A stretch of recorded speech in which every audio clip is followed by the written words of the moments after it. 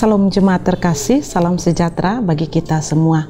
Mari kita sama-sama belajar firman Tuhan melalui renungan Light of Revival. Firman Tuhan bagi kita terambil dalam Injil Matius pasal 4 ayat 15 dan 16. Demikian bunyi firman Tuhan.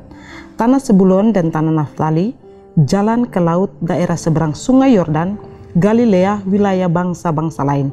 Bangsa yang diam dalam kegelapan telah melihat terang yang besar, dan bagi mereka yang diam di negeri yang dinaungi maut telah terbit terang. Kabar baik bagi mereka yang jauh. Saudara yang terkasih dalam Tuhan Yesus Kristus, ketika kita memperhatikan bagian firman Tuhan, pelayanan Yesus dimulai dari Galilea, di tanah Naftali dan juga tanah Zebulon ini. Kalau kita melihat kronologi, Yesus memulai pelayanan dengan dia dibaptis. Kemudian setelah dibaptis, dia dibawa ke padang gurun untuk dicobai. Kemudian setelah itu, setelah Yesus dicobai, dia memulai pelayanan. Tetapi pada saat itu Yohanes Pembaptis ditangkap, sehingga Yesus lalu menyingkir ke daerah Galilea, sebagaimana konteks dari bacaan kita. Dan ketika dia ada di tanah Galilea, di sana dia memberitakan Injil kepada mereka. Dan menariknya adalah di ayat 15 dan ayat 16 dari bacaan kita, Matius mengutip apa yang dikatakan Yesaya, bahwa orang-orang yang dahulunya mereka dinaungi kegelapan, tapi akhirnya mereka dapat mendengarkan kebenaran, mereka dapat mendengarkan Injil yang sejati, yang itu datang dari Kristus sendiri. Saudara terkasih, dari bagian firman Tuhan ini, apa yang kita bisa belajar?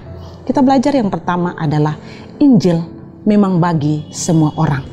Yesus ketika dia hadir dan dia memulai pelayanan, orang-orang yang jauh dalam konteks bacaan kita, justru mereka yang pertama kali mendengar Injil dari Kristus.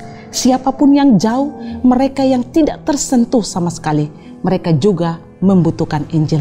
Injil memang bagi semua orang.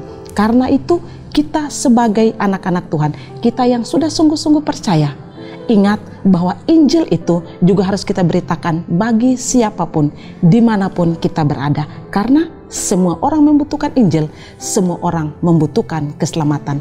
Kalau Yesus saja peduli untuk orang-orang yang jauh, tanah Zebulon, tanah Naftali, di sana Injil diberitakan kepada mereka yang jauh. Kita pun sama, kita terus memberitakan firman Tuhan, kita terus memberitakan Injil bukan kepada mereka yang dekat dengan kita, tetapi juga kepada mereka yang jauh. Bagaimana caranya? Mungkin melalui doa kita. Bagaimana caranya? Mungkin ketika kita bersahabat dengan mereka, kita dapat menceritakan Kristus kepada mereka. Yang kedua, yang kita bisa belajar dari bagian firman Tuhan ini, yakni Yesus mengajarkan bahwa pemberitaan Injil adalah hal yang penting. Ya, inilah tujuan utama dari kedatangan Kristus ke dunia, memberitakan Injil supaya banyak orang bertobat, menerima Yesus sebagai juru selamat, dan memperoleh keselamatan. Pemberitaan Injil adalah hal yang urgent, hal yang penting, yang harus dilakukan bagi saya, saudara, dan kita semua sebagai orang percaya. Karena itu, saudara sekalian, dari bagian firman Tuhan ini, kita belajar hal sederhana dari firman Tuhan, bahwa Injil itu adalah untuk semua orang.